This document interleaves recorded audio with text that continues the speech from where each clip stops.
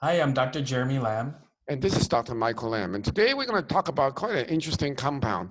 This has been around since the beginning of civilization. It is called activated charcoal. It is very different from the charcoal that we know of from the supermarket or what you use in the barbecue. Dr. Jeremy, why don't you enlighten us, okay?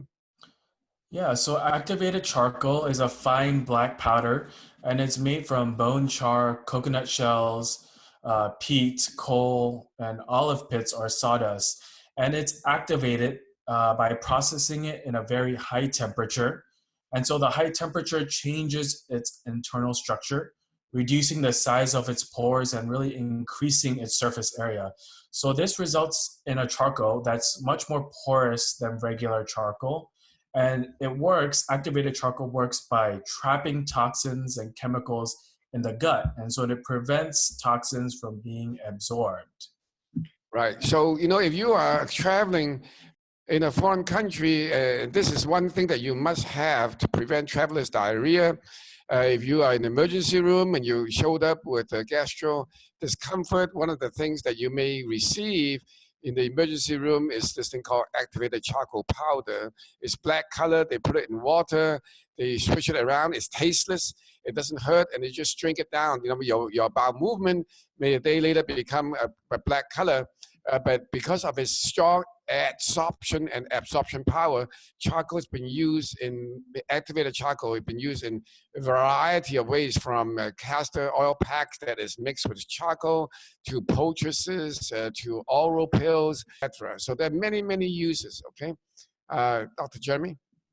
Yeah, some of these other uses for activated charcoal is actually teeth whitening. I've used it before. You kind of just dip some your toothbrush in some activated charcoal powder, and then just brush your teeth normally, and do it two to three times a week, and that can kind of help whiten your teeth. Other things that it's been also known for is to kind of stop premature aging. Some studies have found that activated charcoal also regulate cholesterol.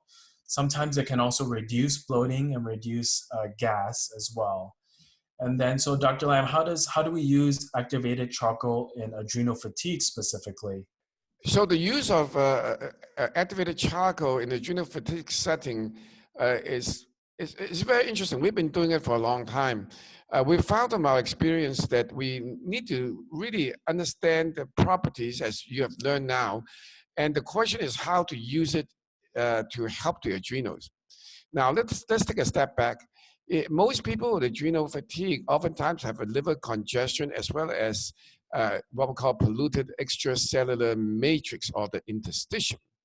Now, the charcoal, just like is able to absorb poisons from the gastric system if you ingest it orally, also has the same property if you can go through transdermally.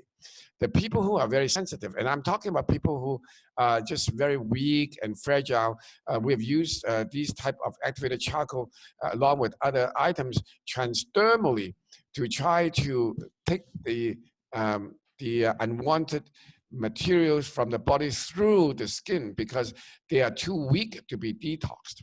Now, a charcoal can also be used in clothing or garments, and we use that in that capacity as well. So there's many, many uses. The key to know that you have to know how to use it, because if you take too much unwanted substance out of the body through the transdermal or even oral way, you can cause the toxin load to be increased temporarily. And this temporary increased load can cause adrenal crash. So while it is very useful, the way to use it becomes paramount.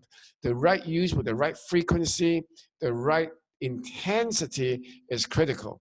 Otherwise, as I said, you can make things worse very quickly, because it speaks to the strength and the potency of how charcoal works. That's right, Dr. Lam. Yeah, so charcoal is just very powerful, like you said, and so we have to be careful in those bodies that are sensitive. Especially if you have a gastrointestinal issue, such as if you already have constipation, charcoal can make the constipation worse. Okay, so activated charcoal is wonderful. It's over the counter. You can buy it online, but you have to know how to use it. And some people they use it to help the irritable bowel, but this is not something that you want to use long term because it can actually lead to a bowel shutdown. Because if you constipated the body too much, then you can have another set of problems that can be quite severe. Huh? That's right. And so like Dr. Lam said, in some medical conditions, it's not good to use activated charcoal, such as if you have irregular digestion, intestinal bleeding, if you had a recent abdominal surgery, or you have chronic dehydration, then all these might interfere with activated charcoal. So what I think that the final take-home lesson is that every compound has its good and bad. You have to know the property and you have to know how to use it, the delivery system, the intensity, the frequency, and the state of the body. That way you will be able to maximize the benefit of this compound. That's right. So those are the benefits of activated charcoal. So let us know in the comments below if you've used activated charcoal before and how it has helped you. And maybe some other people can learn from that and we can learn also. And as always, don't forget to hit the subscribe button below. Hit the like button if you like this video, and also hit the notification button so that you will know whenever we release a new video. Thank you for watching, and we're empowering you on your health journey. Bye.